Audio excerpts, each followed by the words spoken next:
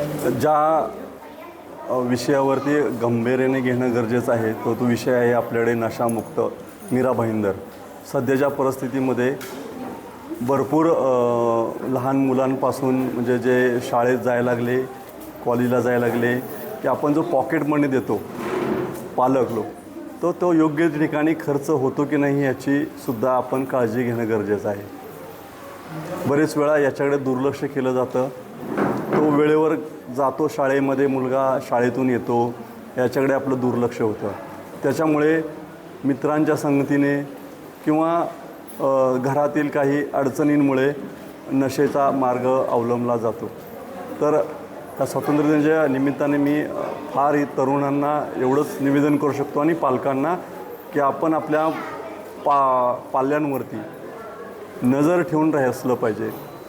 म्हणजे इतकी नजर नाही की तो जास्त वाया जाईल, परंतु योग्य त्या वेळेला योग्य तितकेच पैसे आणि त्याला बाहेर फिरण्याची मुभा दिली पाहिजे.